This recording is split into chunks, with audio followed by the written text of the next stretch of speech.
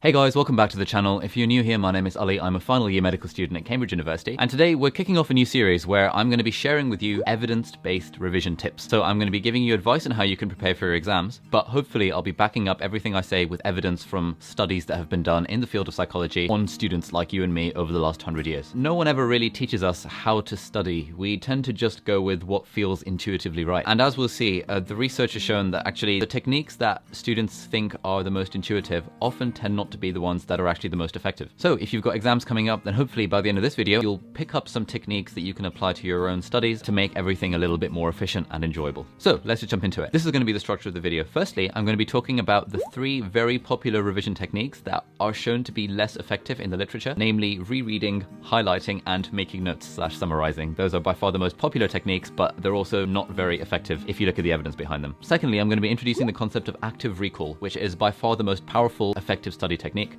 And that involves like testing yourself and practicing retrieving information from your brain, because the very act of retrieving information actually strengthens connections in the brain, and there's like a load of evidence behind this. And finally, in part 3 of the video, I'll be giving you some specific tips on how you can actually apply this active recall thing to your own study. So hopefully by the end of the video, you'll have some practical strategies that you can apply if you feel like it. As always, everything is going to be timestamped down below, so if you want to skip to a certain bit of the video, feel free. But now let's jump into it and let's talk about the 3 common but not very effective revision techniques that students love to use. Let's start with rereading. Over here is going to be a list of some of the various studies that have been done that show that students really love rereading as like a really common revision technique. And if you look at what you've done for your own exams and ask your friends, you'll probably find out that rereading plays a big part of most people's exam preparation strategy. The question is rereading effective as a study technique? There have been lots of studies done about this. I will link some of them in the description below, but I'm not going to go into each of them in depth. Instead, I'm going to be quoting from a paper written by Professor Dunlosky, which was written in 2013, where he and his colleagues analyzed like hundreds of papers looking at all the research behind 10 different revision techniques. And this is what he had to say on the topic of rereading. He said, "Based on the available evidence, we rate rereading as having low utility. Although rereading is relatively economical with respect to time demands, when compared with other learning techniques, rereading is also typically much less effective. The relative disadvantage of rereading to other techniques is the largest strike against it, and it's the factor that weighted most heavily in our decision to assign it a rating of low utility." So this professor, who's a psychology professor, and he and his colleagues have looked at hundreds of research papers looking at evidence-based revision techniques, regards rereading your notes or rereading your textbooks as having low utility. He's saying that, yeah, there's some limited evidence that rereading does work, it does improve retention somewhat, but especially if you compare it to other techniques that you could be doing, rereading is pretty much a waste of time. Here's another quote from a 2016 paper that again looked at the evidence behind lots of study techniques, and this is what they had to say about rereading. They said,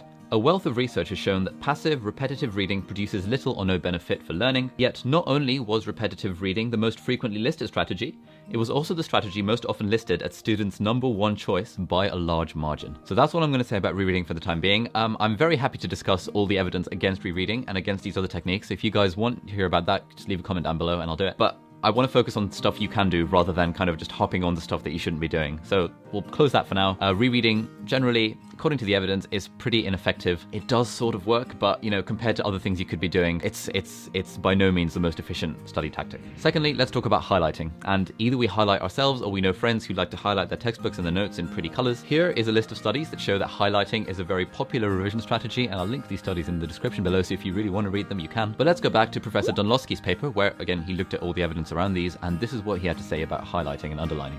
He said, "On the basis of available evidence, we rate highlighting and underlining as having low utility. In most situations that have been examined and with most participants, highlighting does little to boost performance. It may help when students have the knowledge needed to highlight more effectively, or when the texts are difficult, but it may actually hurt performance on higher level tasks that require inference making." Especially with art subject at GCSE and most subjects at A-level, and definitely everything at undergrad, all of these subjects require inference making. So highlighting, Professor Dunlosky is saying, is probably not a very good tactic. He continues, he says, "Future research should be aimed at teaching students how to highlight effectively, given that students are likely to continue to use this popular technique despite its relative ineffectiveness."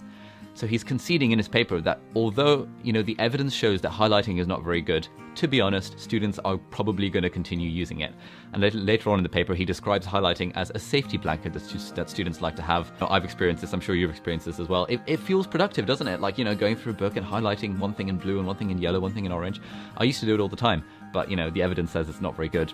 we could be doing more efficient things. Finally, let's talk about summarizing or making notes. Again, a really, really popular technique that I have been using pretty much all my life and still use to this day, but I'm trying to phase it out because the evidence around summarizing and making notes is, a bit equivocal. There are some studies that show that students that do summarizing well perform slightly better on exams, but it's really quite hard to test this because, as you can imagine, the quality of notes varies massively between students, and so that makes it quite hard to actually test a proper rigorous scientific study about it. In any case, Professor Dunlosky, again, he and his colleagues they looked at all the evidence around summarizing and making notes, and this is what they said. On the basis of the available evidence, we rate summarization as low utility. It can be an effective learning strategy for learners who are already skilled at summarizing.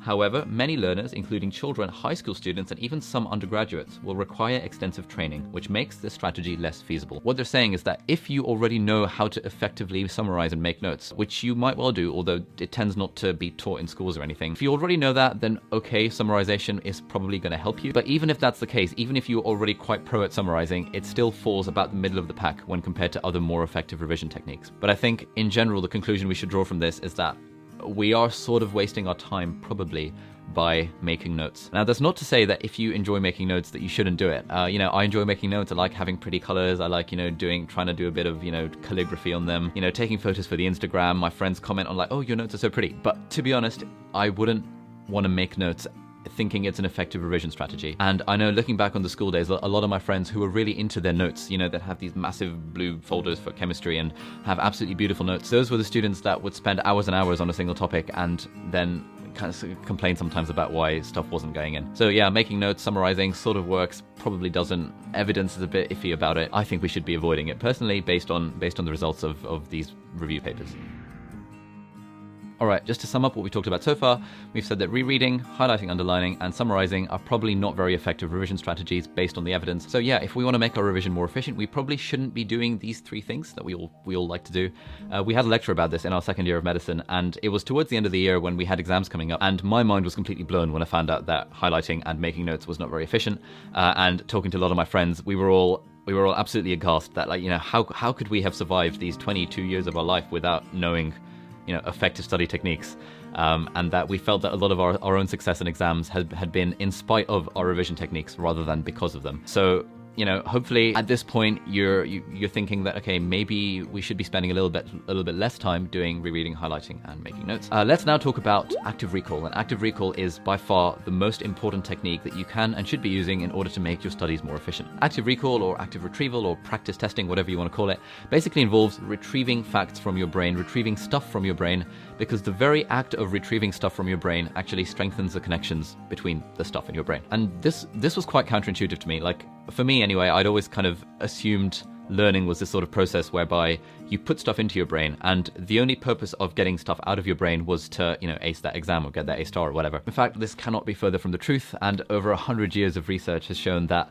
we learn far better by practicing retrieving stuff from our brains than by trying to, put stuff back into our brains. So what's the evidence behind this? Let's go back to Professor Dunlosky's review paper, the one where he looked at hundreds of studies and, decided that rereading, highlighting, and summarizing weren't very good. This is what these guys had to say about practice recall, active recall, practice testing. They said, on the basis of the evidence described above, we rate practice testing as having high utility. Practice testing is not particularly time-intensive relative to other techniques, and it can be implemented with minimal training. Finally, several studies have provided evidence for the efficacy of practice testing in representative educational contexts. So, this review paper that's looked at loads of studies, again, they've said practice testing has very high utility, and in fact, if you read the paper in their conclusions, they recommend that everyone, start testing themselves more if they're not doing it enough already. Now, because this is really, really important, I'm going to be sharing with you 3 different studies that actually show this properly. If you're already convinced by active recall at this point, you can skip to this timestamp, and then at this timestamp, we'll just be talking about the specific strategies that you can use to implement active recall in your studies. But if you're interested in the evidence, then continue watching this video, and I'll explain some of the studies that have been done that convincingly show that active recall is by far a better revision strategy than pretty much anything else you can do. So let's start with this study from 1939, the start of World War II. This sort of research has been going back literally decades and decades. What they did is that they got groups of students and they made them learn a topic and then gave them a test either a week later or a day later. Now, half of these students just kind of studied the material as they normally would, and these are their results. So you can see the results are around about 50% for the high achievers and around sort of 30% for the bottom third of the group, as decided by some other outcome measure. So that was half of the group. They just studied the subject as they normally would have done, and they got a test either a day later or a week later. Now, the other half of the class studied the content in exactly the same way. However, they had a practice test at the end of it, and these are their results. So as you can see, the guys that had the practice test did far better. You know, it's an increase of like 15% for the high achievers, an increase of like 10 to 15% for the bottom third of the class. Just having a practice test at the end of their study session improved their performance by 10 to 15%. And I don't know about you, but if I could improve my exam performance from by 10 to 15% just by, you know, practice testing myself a bit at the end of each study session, I would certainly take that. But that's just one study. Let's talk about another study, a more recent one. This one's from 2010, and again, they split students up into two groups. One group were going to have a practice test, and the other group were just going to restudy the material using whatever method they wanted, most likely rereading, highlighting, and summarizing, which, as we've seen from other studies, are the most popular revision techniques for students. And this study was interesting because it tested students on both the facts and concepts. Here is the group that just restudied the material normally, and these are their results. So, you know, hovering between kind of 30 and 40% because they just studied the material once and then, you know, had a test a week later. And here is the group that studied the material, had a little practice test at the end of it, and then had the same test a week later. And these are their results. And as you can see, you know, they're performing significantly better. For some, it's even an increase of like 30% for the first group, a difference between 30% and 60%. And again, I don't know about you, but if I could get a 30% improvement in my exam score by practicing testing myself, I would certainly take it. And I would, be doubling down on that strategy as much as I possibly could. Finally, this is one of my favorite studies. This is done from 2011. And what they did was they split students into 4 different groups. They had to learn some material and then had a test at the end, like a week later or something like that. The first group was just supposed to study the text, the chapter once. The second group was just supposed to study it 4 times. The third group read the text once and then made a mind map. And the fourth group read the text once and then just tried to recall as much of the contents of the text as they possibly could. So we've got these 4 groups. Here are the results. So on verbatim questions, questions specifically from the text about factual things mentioned in the text, the group that studied it once performed the worst. As you can see, the active recall group performed significantly better than the group that restudied it 4 times. This kind of tells me that, you know, if I just practice testing myself once, that's probably more effective than rereading this chapter 4 times. And rereading a chapter 4 times is such a common strategy that, you know, it's pretty insane that you can get better results by just testing yourself once, or just reading it once and then just trying to recall as much of it as you can. Okay, so that was verbatim questions. Let's take these same groups of people and ask them inference questions, so questions that require you to kind of understand the text a bit more, not just retrieve isolated facts from it. And here are their results. As you can see, the group that studied it once performed the worst, as you'd expect, because they only studied it once. The active recall group performs the best, and, you know, the other groups perform all right. Again, active recall, practicing just writing down as much as they could remember from the text, improved their results significantly more than the students that have read the text 4 times. So I think this is pretty solid evidence that active recall is a really, really useful strategy. But these guys, being clever psychologists, they had a third phase of the study. And what they did was before doing any of this, they asked the students what they think the results of the study would be. So they asked the students to kind of have a guess at, you know, which of these techniques would be the most effective. And these are the results of that. So as you can see, the students rated repeated study as being the most useful technique, and they rated active recall as being probably the least effective one. So this kind of goes to show that our own intuitive idea of what makes a good study technique does not match up with the evidence at all. We think that, you know, reading something over and over again, of course that's going to, you know, increase our understanding, increase our retention of it. But actually, just reading it once and then just practicing testing ourselves is just so much more efficient. It's insane that this isn't taught in schools more often. And there's a really good book called Make It Stick, which I'll link down in the description below and which will pop up over here, that you can read more about these sorts of techniques if you want. And they go into more in depth about the exact evidence behind these techniques. But even then, you know, they say that the 2 most important things are active recall, which we're talking about in this video, and spaced repetition, which we'll be talking about in the next video. Hopefully I've convinced you that rereading, highlighting, and summarizing / making notes are not very effective revision strategies as judged by the evidence. Again, links in the description below if you want to read it for yourself. And hopefully I've convinced you that active recall or practice testing is a really, really useful technique, and it's far more efficient than these other techniques that students enjoy using. Now we're going to be talking about specific strategies that you can use to apply active recall or practice testing in your own studies. And the first thing to say is that this is not really rocket science. Pretty much anything you do that requires you to use cognitive effort, like use brain power to retrieve information that you have learned once already, pretty much anything is going to be really, really efficient for you. But having said that, I know a lot of you guys benefit from specific strategies, so here are 3 that I find useful personally. Number 1 is an app called Anki, and Anki is a flashcard app that you might have heard of, like loads of medical students use it. The idea behind that is that you make like an online flashcard, and then it comes up and in your like practice session But the special thing about Anki is that once a flashcard comes up, you can mark it as being easy, medium, or hard. And depending on what rating you gave it, it comes up later on depending on what that rating was. So if you found a fact really easy to recall, maybe they'd ask you again in a day. If you found it hard to recall, they'd ask you again in 10 minutes. If you found it impossible to recall, they'd ask you again in 1 minute. And this kind of learns from your behavior. It kind of changes over time. So as you progress through your studies, as you progress through your revision, some facts that are really easy, you might see them in 2 months' time because the whole algorithm changes and it really uses this whole spaced repetition thing to great effect. I think Anki is really good for two things. Firstly, I think it's really good for memorizing particular facts. So I used it a lot for anatomy back in the day, whereas, you know, what's the nerve supply for particular muscles, things like that. And I used it a lot for pharmacology, so learning the names of drugs and what they do and what the mechanism of action is. In my third year, when I was doing psychology as a subject, I also used Anki like a lot to memorize particular paragraphs to like slot into my essays. On one side of the flashcard, I would have Karpicki and Blunt 2011, and on the other side of the flashcard, I would describe the study that they did and the evidence behind it and what I was going to say about it. So therefore, in the essay, in the exam, when I wanted to recall the Karpicki and Blunt study, I would have kind of the information about it already memorized it. So I used it to memorize chunks that I could then drag and drop into my essays effectively. One of my friends, he's a Cambridge medic, he's got like first class every year.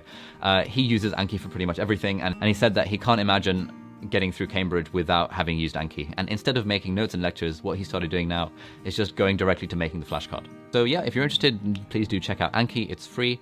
I think you can pay a few pounds for the iOS version, but even if you don't want to pay, you can use the web version completely free of charge. I'll link it here and in the description below. Secondly, something that I like doing because I still can't quite break the habit that, you know, I enjoy making notes, is that making notes with the book closed. So not like having the textbook open and making notes and making it all pretty and copying from the textbook like I used to do, but actually like learning a topic and then closing the book and then thinking, okay, how would I explain this topic? How would I kind of make my own notes on it? So then I write down as much as I can remember about the topic in a nice fashion with like pretty colors because that makes me feel good. And then afterwards, I open the book and see the bits that I missed. And actually, when I was preparing for my third year exams, in third year I did psychology, I ended up, that was by far my best performance like ever in my life on any exams. And I think the reason behind that was that because I very aggressively used these two techniques of spaced repetition and active recall. So what I did, I made about 50 different essay plans initially, earlier on in the year, and then in order to commit those to memory, I just drew spider diagrams with the book closed. So I would have a spider diagram for each essay plan, and I just drew out as much of it as I could possibly remember.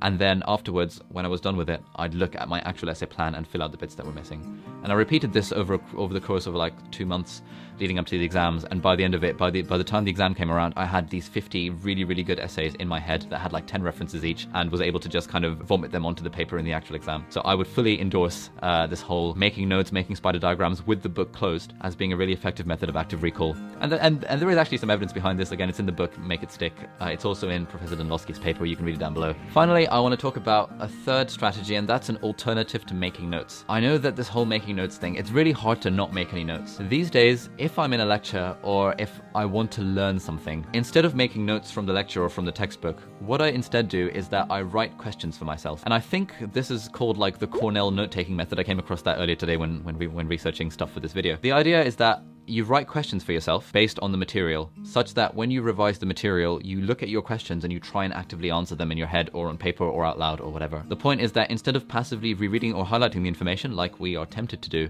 we have to engage in cognitive effort to retrieve this information from our brains, and that strengthens the connections between the information. It makes us more likely to remember it and to understand it. So I actually gave a talk about this evidence-based revision thing like 3 years ago when I was a third year, and a friend of mine who was a first-year medic at the time, after this talk, he had about 2 months left until the exams, and he decided that the only technique he was going to use was to just write questions for himself. So for the entire Cambridge first-year medical syllabus, he wrote himself like a list of 100 and something questions, and each night before bed he would just kind of go through them, and his revision technique was pretty much just answering these questions. And he ended up coming second in the year out of like the whole cohort. He's very intelligent in itself, but talking to him afterwards, he put a lot of faith in this method of writing questions for yourself, because writing questions for yourself makes you engage in cognitive effort, and kind of the more brain power it takes to recall a fact, the better strengthened that connection seems to get, according to the evidence at least. So yeah, instead of kind of writing notes from the textbook or from the revision guide or from the lecture notes, maybe try this method where you're writing questions for yourself, and then when you're revising the topic using hopefully spaced repetition, which we'll talk about in the next video, when you're revising the topic, then you can just answer the questions in your head. And I find this to be a really, really effective strategy for getting lots of information into your head very quickly, and hopefully you can find it useful as well. So that brings us to the end of this video. I really hope you found some of this useful. Just to summarize, we've talked about why rereading, highlighting, underlining, and summarizing / making notes are probably not very efficient